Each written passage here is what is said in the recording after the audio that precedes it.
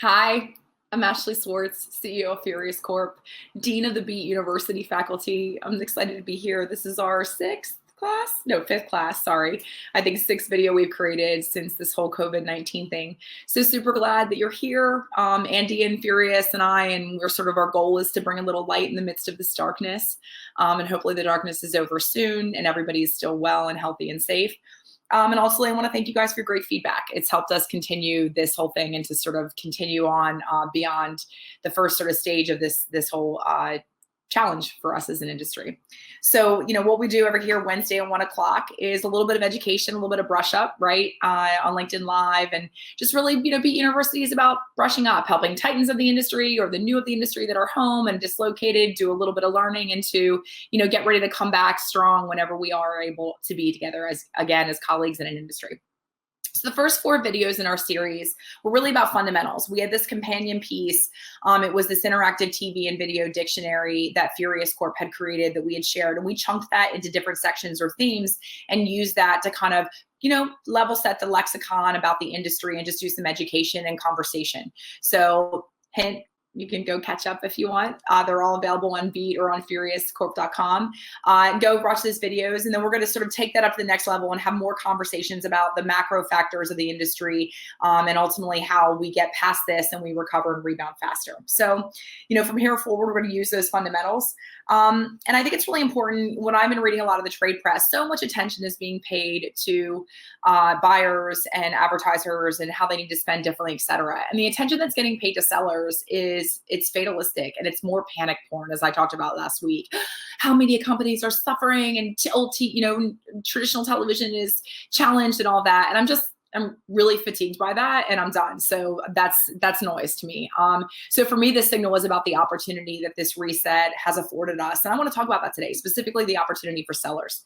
So, and the beautiful thing is that creation of economic value for sellers is creation of economic value for the entirety of the value chain because they are the source. Buyers for every ROI of every dollar they spend, and then ultimately those in the middle as well. So, at the end of the day, we're going to discuss what this reset requires to come out and, rise like a phoenix, if you will, right?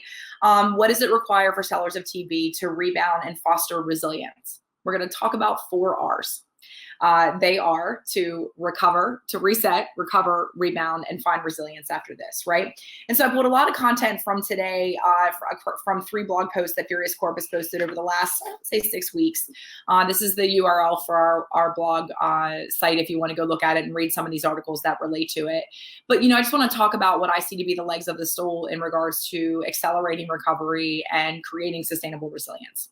I think in order to do that, we need to start by reframing resilience for particularly sellers, right? So there was a first video that I created out of this series about being a lighthouse. And I talked about many things. And one of them is that one of the things that we're learning about ourselves in this reset, especially in the beginning, is that brute force is not going to change our circumstances, right? So resilience is defined by Webster's as the capacity to recover quickly from difficulties. It's toughness. In the context of today and after this reset, resilience requires a different toolkit, right? So pushing hard, working faster, better, faster, stronger, all that stuff, more drinks, more dinners, more networking. It's not going to create a steeper slope of the V. It's not going to actually accelerate the time to the inflection point. And ultimately, it's not going to bring recovery sooner. So I think that we need to reframe that so that ultimately what we know now is that recovery is not going to be quick.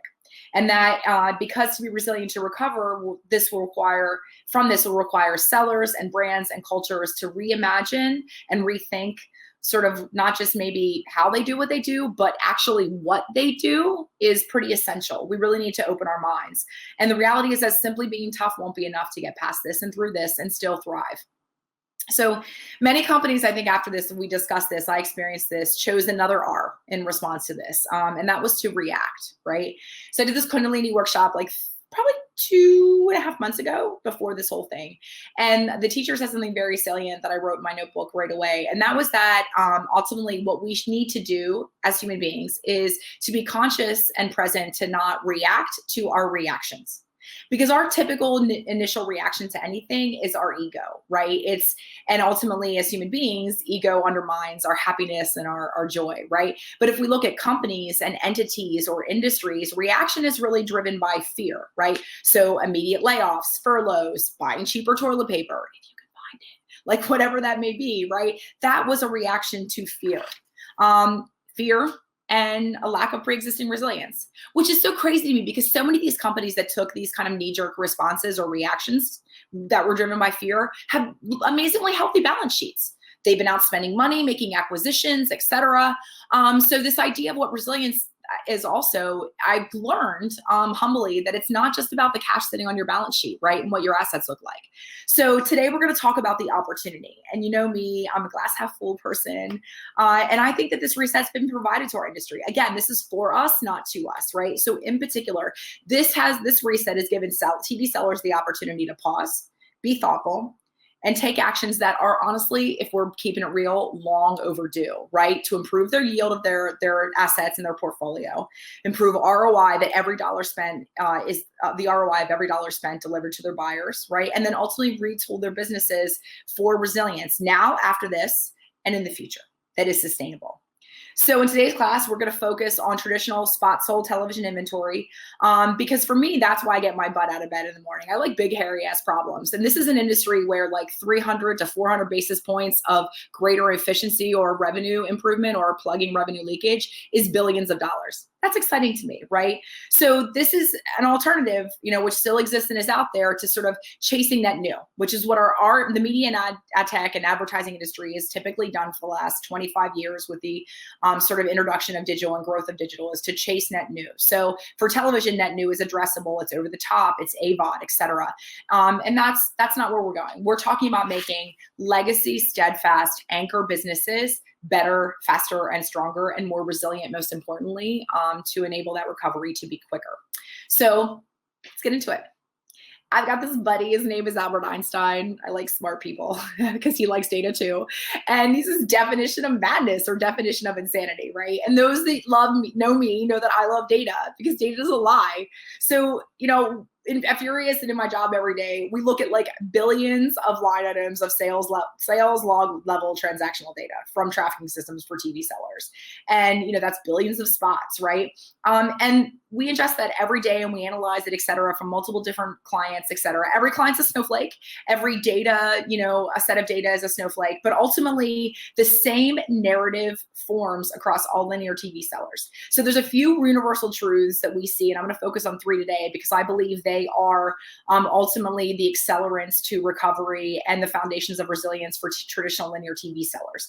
And they are ultimately, ironically, they sort of map to like traditional economics, right? The supply and demand, but then ultimately price and volume, right? Which are the 2 levers of yield.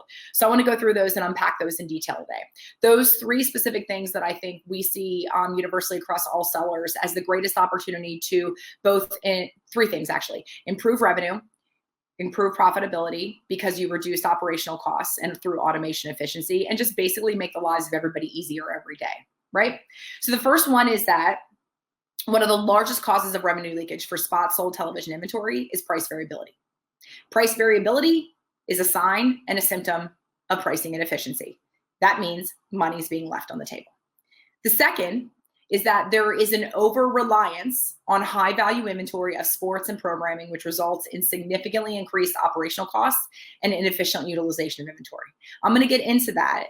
And I'm not suggesting that, this is an opportunity that we've lost all that inventory overnight, but there is an over-reliance on it. And we haven't actually tooled the business to be able to ensure that inventory efficiency is a KPI and how we sort of assess the performance of a sort of linear TV business in aggregate. The third is that data is not readily accessible and able to be utilized to make better pricing, revenue, and inventory management decisions. Pricing and planning processes and sales processes of most linear TV sellers are not data-driven. It's not for lack of desire, but the reality is it's hard to extract that data and find the signal and the noise out of legacy tracking systems, which are 20, 30, 40 years old, and then ultimately do it in a meaningful enough period of time that they can use it to make better decisions day to day. So that's an opportunity. Our industry, like most, is in the middle of a crisis, right? We know that, but we also know there's another just truth that transcends industries that is just sort of a human truth, is that doing the same shit different day is not going to get us through this, right? That is madness, according to Einstein. We have to take a different approach. Literally overnight, we lost our most valuable inventory. So we have to do things differently. And if you look to other industries that, in an efficient market, all of a sudden one day wake up and, they have a sudden loss of inventory capacity, a radically different demand patterns and changes in demand from the market, their response would be to do a couple things. It would be use data to reassess and develop reliable forecasts to understand what demand and then ultimately what supply is. They would implement systems that would help their sellers and would help optimize their supply chains to maximize the yield of their products and their product portfolio. And then ultimately they would do an assessment of operations to automate costs, improve efficiency, increase profitability, and reduce, just sort of churn and burn of their teams, right? And also to do more with less. So in TV, though, our initial reaction, if we're just being honest and looking in the mirror, and that's what we do for people we love, we provide a mirror to them, is that what's our response is typically to do a couple things. It's to discount spot rates to drive more volume, introduce shiny new objects, maybe use some jazz hands with which to offer them to market, and new products to displace sort of revenue lost, i.e. from this crisis. It's to play with priority codes in the tracking system to make sure something gets delivered, it doesn't get bumped. We can sort of do some puts and takes here and there, or it's to replace, right? So what we're doing right now is replacing baseball and PGA with documentaries about epic basketball players, right? And basketball legends. Or it's like making the living room now, the studio, it's like No Pants Tuesday on the morning news hour. Whatever it is, it's still just more of the same. And we need some reimagine and rethink if we're going to transform and manifest resilience. So I think, this is all in lieu of making the hard decisions and rolling up our sleeves and implementing data-driven pricing and creating new constellations of products, right? And packages of products so that, the billions of these ad impressions that are not going away for television deliver maximum economic value to sellers, to buyers, to shareholders, to the industry alike, right? So I'm going to find some thoughts to you today on how we can do that and ultimately come out of this baby, and recover and rebound faster, and make it last. So let's start with pricing. I'm just going to say it, set it and forget it. It's not a pricing strategy. And I'm going to make it with a bold statement. If since this whole COVID thing, you are a seller of linear television and you have not updated your rate card, you are leaving a lot of money on the table, right? So, and let's be clear, it doesn't end there. Revising and updating rate cards is not enough. You have to actually make sure that the rate cards, if the rates have meanings and they're more data driven, and they're refreshed and they're current, that ultimately then they are adhered to, right? That actually people are using those rates to make pricing decisions, and there's a governance process that surrounds that and controls in place, right? And so I want to just back this up with a little bit of context, right? So live sports or tentpole events, which I was sort of saying is the core revenue driver, right? They typically contribute 80 to 90% of a TV seller's total revenue for spot-based inventory, right? But they typically only account for 10 to 20% of volume. So as of March, all of a sudden, as we just said, overnight, a huge percentage of high value programming has been wiped out. And so this, these prospects now fall, we have, when we look at what's coming for the fall, even after we get out of this crisis, in the perspective ahead, or prospectus ahead rather, is that with production stoppages and there will be content shortages, we won't have all of a sudden this onslaught of premium programming coming back into our schedules. It's going to be a very slow roll. So if you consider these points in a vacuum, it's really easy to gravitate towards what a lot of our trade industry and trade publications have done, which is the story is grim for sellers, the math is grim, right? But what's missed, I think, is the impact the removal of sports and other tier one programming has, or high value programming is, that all of a sudden now, because you have a constraint on capacity, is that potentially what we see is that because viewing has remained pretty consistent, if not grown a little bit, is that potentially tier 2 and tier 3 inventory has become more valuable, right? So what does that mean? It means what we need to do is we need to recast and reconsider what is premium inventory for TV sellers, right? So I'm not saying the price of every program is automatically going to go up, right? It's not that simple. And if you naively think that you just a broad brushstroke, your new rate card is a 10% increase on everything that is on high value, sports or fixed position sales, you're very naive. So but we do have the cases going back to The Last Dance, the 10-part series by ESPN that was, the first run was moved up by 2 months, given the lack of sort of sports programming. There is ultimately a huge amount of opportunity there. That's a documentary that would have been valuable, that probably increased 3-4x in value because of the lack of sports, and just, the resonance it had in a moment of time when it was a vacuum otherwise with Jason or similar programming. So the NFL draft was also something like that, right?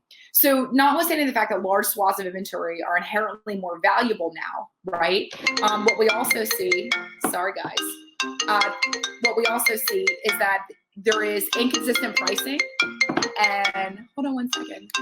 Sorry, live LinkedIn. There's also inconsistent pricing within these sellers organizations, right? So in the absence of pricing controls and workflows, salespeople often deviate from rate cards and offer discounts, as we said earlier, to move volume. And this leads to revenue leakage. So you've got this sort of swath of inventory that has not been appropriately reassessed, and sort of inventory itself hasn't been evaluated in a different way, in a different context, now vis-a-vis the absence of what was ultimately previously higher valued inventory. We haven't actually reevaluated prices as well. And, we consistently find in the data that the variability and lack of assessment of the inventory available and capacity vis-a-vis demand and how that informs pricing, when not looking at all those in conjunction, there's money being left on the table and there's an opportunity to improve yield significantly. The other big issue is just the frequency with which we update rate cards, right? So lack of pricing controls isn't the only culprit in revenue leakage. So ultimately what we end up with is that most organizations are updating their rate cards quarterly, annually, right? And it doesn't account for subtle movements in supply and demand that may occur. Specifically now when you have huge shifts and you have sort of, advertisers that are waiting to see what's happening with lockdowns, with, staying home, and as people are sort of individual states are coming out, especially in local television, what that means, and we need to be more conscientious of the fact that those rate cards need to be updated more frequently. Pricing variability isn't new, but right now in a moment of time with the volatility in the market, variability has increased. We have seen that, right? And ultimately the implementation of pricing controls will result in deals falling through, as well as we'll sort of reassessing rates. If we update rate cards based on new information and we stick to those rate cards and enforce them, we're going to lose one-off deals, but the value of the portfolio is going to ratchet up incrementally and gently over time. And that's the goal, is to increase portfolio value for a linear TV seller over time. The ultimate future state is data-driven, more dynamic pricing, but we gotta, crawl and walk before we run. So we'll get there. The reality is that this sort of, as I've talked about, the levers of yield being price and volume, these pricing principles go hand in hand with better, more data-informed and data-driven inventory management. I'm gonna get into that now. So ultimately, when we look at inventory, particularly around sort of how inventory has moved historically, we need to think about reprogramming our packaging and inventory management muscle memory, particularly because so much of our packaging and our inventory sort of allocation strategies as linear TV sellers has been driven by that fixed position, anchor, sports, and high value programming, right? And so what happened is you have these collections of content that we bundle together, whether it's by sort of probabilistic audience profiles or it's other variables or event types, et cetera. And then we come up with package rate, right? Or it could be around premium sports. The reality is that rate is typically nothing more than a blended CPM or some discount rate for the sake of moving more volume to incentivize a buyer to buy a package. The reality is that sales drives most of these decisions, the termination of package, which means your market is typically, or your buyers are typically defining those packages for you. So the reality is that the feedback loop is important from the marketplace, but it can't be your only signal. You can't let your buyers tell you how to productize and package your linear TV portfolio, right? Ultimately, you also can't let them cherry pick audience and inventory, because that just means that your portfolio and yield optimization processes become more and more difficult and more burdensome to your sales and pricing and planning teams. So to avoid leaving revenue on the table, I think it's important to look how packages are typically created, right? And ultimately that we move that process of packaging and inventory management a little bit upstream from the sales process so that it becomes a yield optimization or I didn't turn off my notifications. It becomes a yield optimization or ultimately a strategic business function, right? So that it's something that we end up at a place where we can allow the sales folks to be collaborative partners, but ultimately give them something to take to market and sell with ease. So what's the impact of a package, right, have on my other inventory? That's one of the most important questions. So putting a package together has serious downstream effects. So when you all of a sudden remove large swaths of inventory, like we're doing with a package, and stripping out chunks of time that otherwise would have been available for what are broad rotators or general day parts, which is how a good percentage of inventory is moved in traditional linear television. In a tight sales window, you have a position where you have a lot of churn for the inventory team. So you got a lot of massaging of logs, which is that process of when you see multiple demand sources coming out of your trafficking system, or your booking system rather, for a specific spot or a specific unit, and someone actually has to match that one-to-one, right? It's a very manual process in TV. And when you don't have visibility of the inventory, or you sort of bundle these packages blindly, you end up in a situation where multiple sources of demand are actually being put up against a single spot or a single unit. And that is a process of risk management and exposure and liability and all those things. That's a lot of work. Ultimately, rates tend to remain exactly the same prior to the package versus after the package. So packages are created potentially to improve inventory efficiency or inventory KPIs, but they don't actually end up resulting in greater revenue, because ultimately the blended rates are about the same, right? Or even less, or there's a discount. So the bottom line is, again, that with packages and doing them somewhat blindly and not driving them by data and analyzing the impact of the package on the business, you end up in a situation where you're leaving revenue on the table. And the last question that really needs to be asked is, how does this package contribute to my portfolio, right? Ultimately, what is the impact on my portfolio value? Prices of packages are often, again, determining by looking at last year prices, right? Or applying a fixed percentage increase. And so ultimately, it doesn't get us to a place where we are actually improving revenue or improving yield or improving margin, because there's more work created as a result. So within the enterprise of linear TV sellers, there's a treasure trove of data, right? Historically sold inventory, our sales transactions, our pricing, et cetera. So we need to leverage that to better inform how we productize and package linear television inventories, in order to make sure that packaging is a product for growth and resilience ultimately. The last question actually should be, the last one was not, sorry, I forgot I had number 3, is, should this even be a package? Like, run the scenario analysis. That's one of the issues we have with not having data and readily available inventory visibility and transparency, and a line of sight to what the true value of that inventory should be, is we can't run the scenarios and analyze whether or not this should be a package and it should be as part of our portfolio, right? Am I gonna make more money at aggregate, at a top line? I'm going to move this sale, but ultimately at the end of the day, am I going to improve my, my business unit, for this specific linear product, am I going to improve its performance overall? And that question is really hard. And in a dynamic marketplace, it's even harder when the value of inventory changes week to week and we have demand pressure, which we see as one of the unique things about local television, is that their businesses run week to week and are very market driven. And especially now during COVID, have become even more dynamic and fluid. We have to do the math in advance. And ultimately, we have to leverage data to inform decisions, if not allow data and data science to prescribe decisions and automate the making of them, right? So, if we do this correctly, and if sellers really look at ultimately inventory management and packaging and sort of product management becoming a strategic business function that sits upstream, it becomes part of the yield management or pricing and planning processes, they end up becoming in service of the sales team, right? So the whole purpose of packages is to make buying more easier. And if buying is easier, then selling is easier. And this becomes a partnership that is a win-win for everybody. So it's really ultimately key that data is used to make better decisions, and that ultimately salespeople's jobs are easier, and that clearance is more likely. So what is not happening is that by creating a sort of proliferation of packages infinitum, that you end up in a situation where you may have made smart packages that will increase revenue, but now they're competing with one another, and clearance of that inventory that is in high demand that you've recasted as now premium or tier 1 becomes a problem. So, what we can't do is bite off our nose to spite our face, which sometimes we do if we react too quickly. So the last part of this sort of conversation today is just data, right? And I believe data is going to be the fuel for recovery and resilience for every single seller, and honestly, every company, period, done, full stop, right?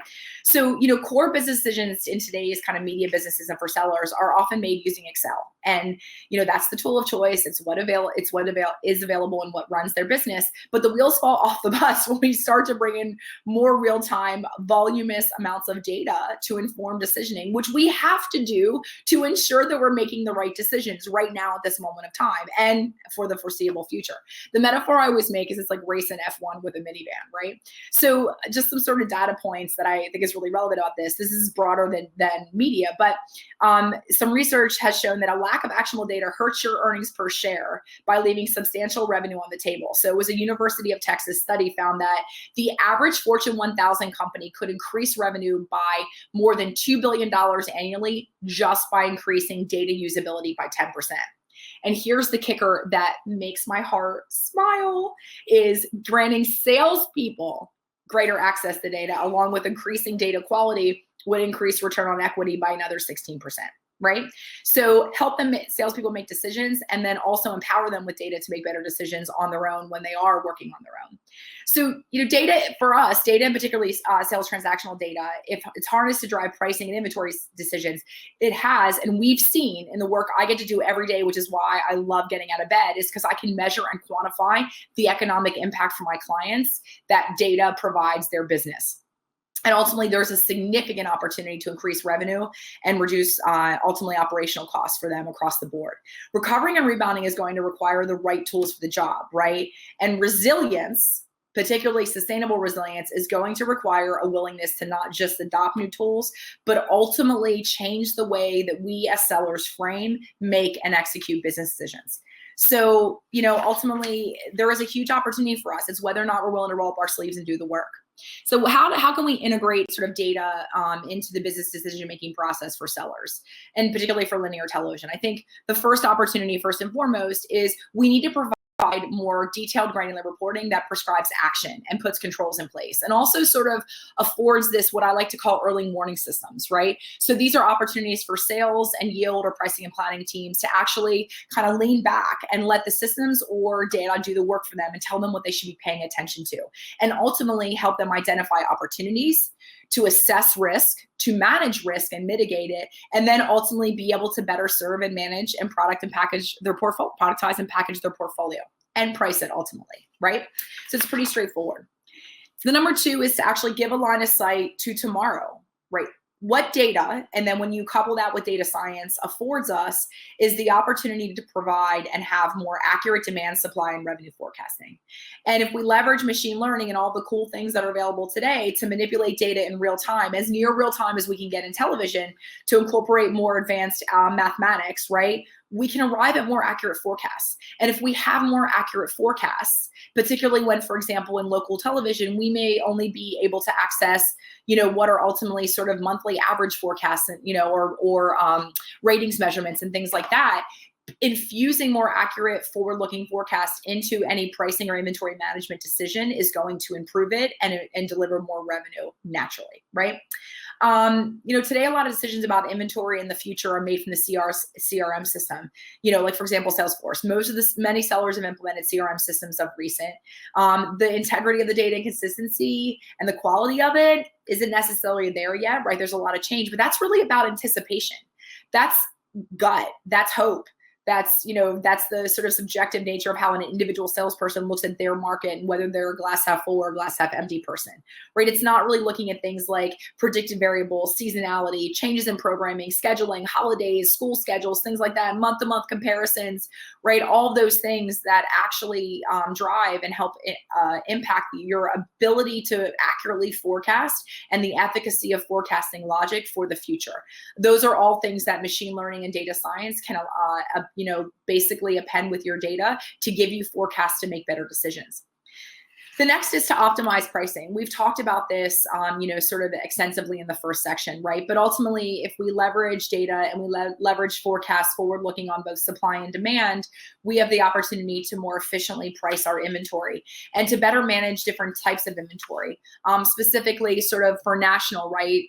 Upfront versus scatter, how we more dynamically price scatter, how scatter's price and value is impacted now that the upfront has sort of gone away as a business cycle within that industry because of this crisis. All of that is sort of an opportunity. And then how things are changing week to week for Zimmerman zones, for example, for television operators, for MVPDs that are selling inventory in specific geographies. If that geography has opened up and the lockdown's down, you have restaurants, for example, or other businesses that are not essential workers that have an opportunity now to come back to market and want to come out and send a message.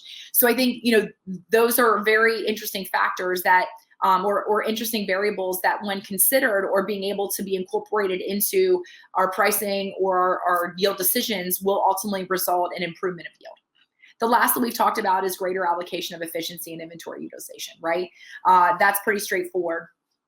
And that's kind of where we came from, right? So ultimately, everyone is faced with the challenge of efficiently allocating inventory between different types. So national interconnect for MVPDs, or, national versus local spot sales rather, upfront versus scatter for national sellers, right? And this becomes even more challenging then in the future when you start trying to bundle over the top or other digital inventory into this. So ultimately, we need to understand which inventory is irreplaceable, right? And then what's the opportunity of giving those spots away? What is the opportunity cost? And then how do we package and bundle that inventory, whether selling it as day parts, selling it as rotators, selling it as individual high value spots, and reimagining the value of those spots because data has told us they are more valuable than we may have thought they were.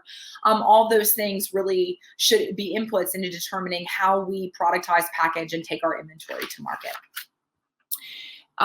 In finality, sort of outside of the levers of yield, it's just about managing risk, right? So there's so much work involved because we sell and we move inventory and we have to make good on it and we have to rework because it gets bumped or got preempted in the trafficking systems. And data science and forecasting in particular can really significantly impact the churn that, make goods and re-expressions have on a sales operations organization, and ultimately significantly manage and help mitigate risk for sellers, right? And just in general, make a lot of manual work a lot easier or eliminate it wholly. So, sellers often sort of input a deal with no certainty as to whether or not it's going to clear, right? And that's a big issue because of how unique trafficking systems are, their preempt decisioning, whether it's rate rules driven, et cetera. And so, when we look at how a trafficking system works, and then we consider then how the sales process works, if we infuse data into that process to be able to better manage demand and match it to supply and ensure that it's done at the right price, we will end up with incredible economic improvement and plugging those revenue leaks that exist across the portfolio for a traditional seller, right? So that's it for class 5.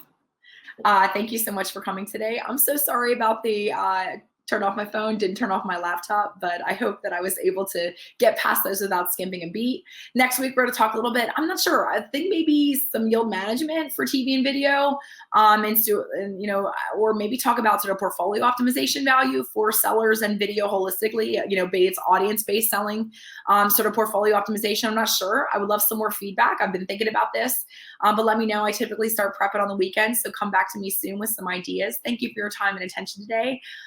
Light to all, love to all, peace to all. Thank you.